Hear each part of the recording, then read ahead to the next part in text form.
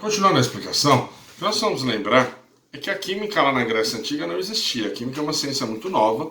Ela começa a existir aí no século XIX, lá pelos 1800, final do século XVIII, início do século XIX.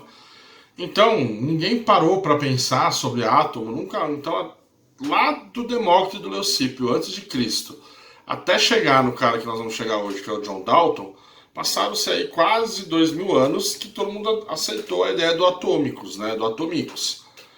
Nesse meio termo, vieram alguns físicos importantes, como o Boyle, o Newton, que trouxeram algumas informações, né, que trouxeram algumas coisas que nem eram visando tanto a atomística, mas que trouxeram informações que foram importantes para entender que a ideia dos gregos sim era válida, valia a pena você partir delas, porque elas tinham sim um fundo de verdade. Com isso, em 1803, surge o John Dalton. John Dalton é um dos pioneiros da química, é um dos pais da química, que nós podemos chamar assim. Ele, basicamente, tudo que ele tentou deu errado, porque ele foi o primeiro de muitas coisas. Tentou tabela periódica, nós vamos ver mais para frente, tentou o modelo atômico, vocês vão ver no segundo ano como ele estava errado. Mas quando você é o primeiro a fazer algo, é muito importante você dar esse passo. Quando a gente fala de ciência, nós temos que entender isso.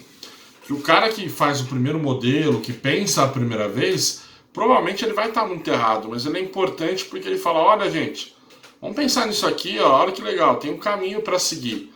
A partir dele que o Thomson vai vir, que vai vir Rutherford, que vai vir todos, que virão todos os outros, um tentando provar o outro, mas se não houvesse o Dalton dando o pontapé inicial, nada disso seria possível. O Dalton ele acertou pouca coisa, se a gente olhar o nosso modelo atual, mas ele trouxe ideias interessantes, como por exemplo, ele foi o primeiro a dizer que haviam átomos diferentes. Ele foi o primeiro a trazer uma ideia de elemento químico, de pensar num símbolo químico, né? Ele fez desenhos diferentes para cada elemento químico. Ele conseguiu adaptar o modelo atômico, o modelo dele, o átomo, e conseguiu explicar, por exemplo, as transformações químicas que nós podemos ver aí na teoria. Ele conseguiu explicar a lei de Lavoisier, que é a lei da conservação da matéria. Ele conseguiu explicar a lei de Proust, que é a lei da proporção, de uma maneira rudimentar, mas ele conseguiu, né?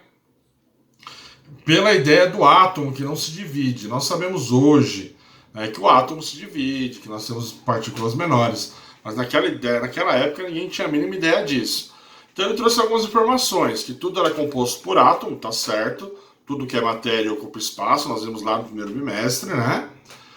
Os átomos dos mesmos elementos são idênticos, aí nós já trazemos mais para frente, nós vamos descobrir que não, que existem átomos do mesmo elemento que têm massa diferente, que são os isótopos.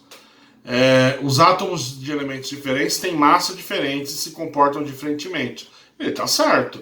Um átomo de oxigênio tem a massa diferente de um átomo de hidrogênio e ele vai se comportar de maneira diferente numa transformação química. Os átomos formadores de substâncias simples são simples. Aqui ele vai ser redundante, mas ele foi bem simplório, né? Ele falou do átomo de substância simples, átomo simples. Aqui ele começa a não ter muita tecnologia para ir adiante, né? Então, mas mesmo que esses postulados, são chamados de postulados de Dalton, mesmo eles estando errados, eles trouxeram um caminho para a gente seguir, né? Que é a teoria atômica. Começa a trazer o princípio de tudo, né? Então vocês vão ver aí na teoria que ele conseguiu dar uma explicação rudimentar de como funcionava a conservação da matéria, o átomo. Ele deu o exemplo da água, por exemplo, o átomo de oxigênio com o átomo de hidrogênio se juntam e formam um átomo, uma molécula de água.